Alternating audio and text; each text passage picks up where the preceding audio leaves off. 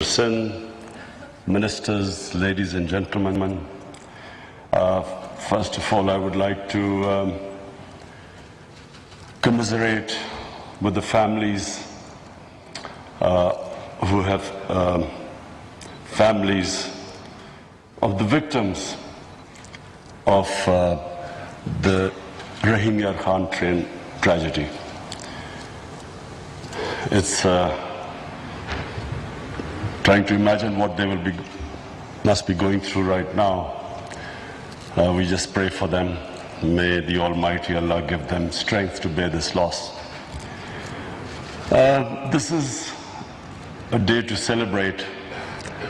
The celebration has been, for us, has been spoiled a bit by this tragedy today. But I especially want to congratulate all those who have taken part in this, making this big achievement, climbing 28 places in the ease of doing business. I want to congratulate and thank all those who were involved in the BOI, the hard work they put in. And I hear Farina has been the real star, who has really put in a lot of work. We congratulate the Sindh government for all the work they put in. Punjab, but I especially wanted to thank Elango for all the help he provided us.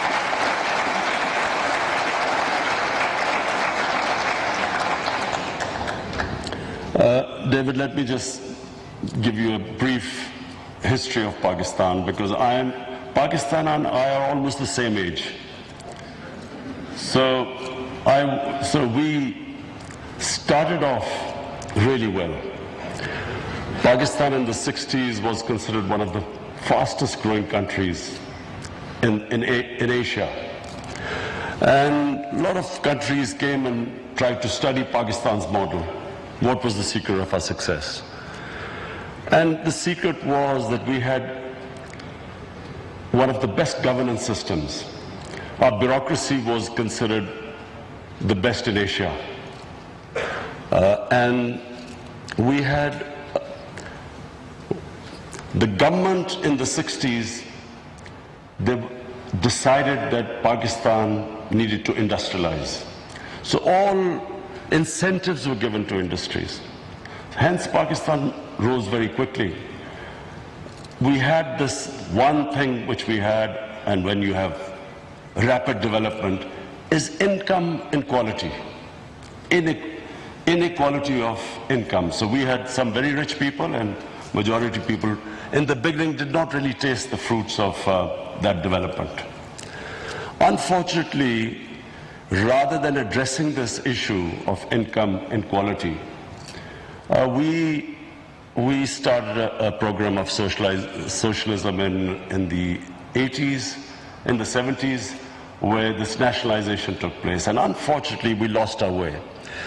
The problem was that we developed this, because I remember the political, the slogans of the time. Somehow we developed this idea that making money was a sin, that people making too many profits were somehow doing something illegal. And that mindset is what really, where Pakistan suffered. And actually that mindset persisted even to this day. Amongst the bureaucracy, among some political figures, the idea that people should not be making too much money. The socialist mindset. So, what we want right now, the gains we have made, these 28 points we've gone up, it's the beginning. What we must start off with is a different mindset, that making money is not a sin, as long as you pay your taxes.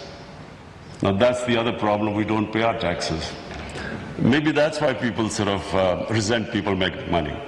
But this new mindset in Pakistan is extremely important if we have to create wealth. Wealth creation is how we will get out of our current situation. We have big deficits. I congratulate our economic team that we have narrowed the current account deficit, but still we have big fiscal deficits. We still have to manage our current account deficit. But the future is if we create wealth. If we create wealth, which is, David, what you were talking about, once you create wealth, you create more, you collect more taxes, and then you spend that money on your human beings. That's how we saw China develop in the last 30 years. So this is the model for Pakistan. We want industrialization, we want wealth creation, and we want to lift people out of poverty. So a lot of things, David, which you said, is what we are trying to do right now. But the most ambitious program we have today is our poverty alleviation program, ESAS. Pakistan has never spent so much money in our entire history on poverty alleviation as we are doing this time, despite having a very narrow fiscal space.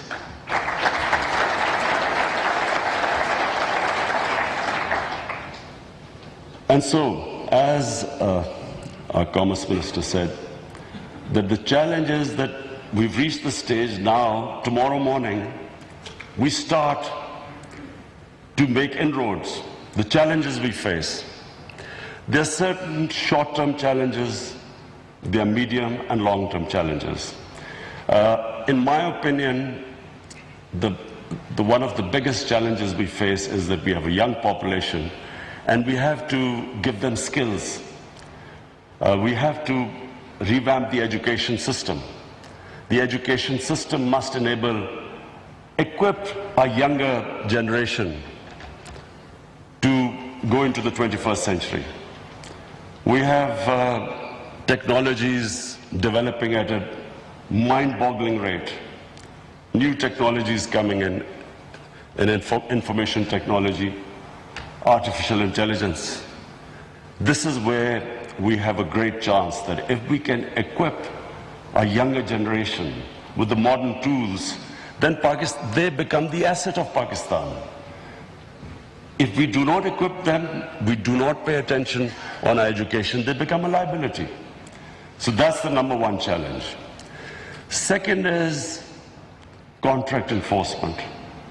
We cannot invite investment unless and until the investors have trust in a justice system.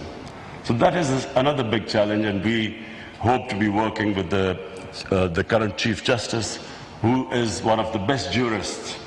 We are very fortunate to have the current Chief Justice, who we consider as one of the best minds in the justice system. So he's already working on the criminal justice system, which again, a country, unless it has rule of law, it cannot afford to, it cannot invite investment. But the other thing is, how do we get contracts enforced? We have already suffered Pakistan has been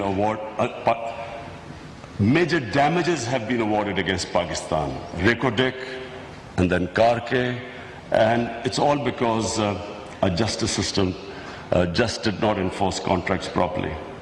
But the other point, David, which we're talking about, we have to get our female population involved in nation building.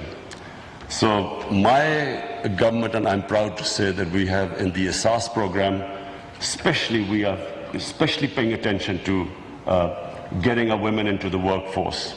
How can we value add to our women? How can we equip them with modern education? That's the third challenge we face. But I am proud to say today that we have a team. We finally have a team which knows where we are headed. We've got a roadmap. We know where we are headed. And again, I must thank Elango, because whenever we have any problems, Elango is there to help us.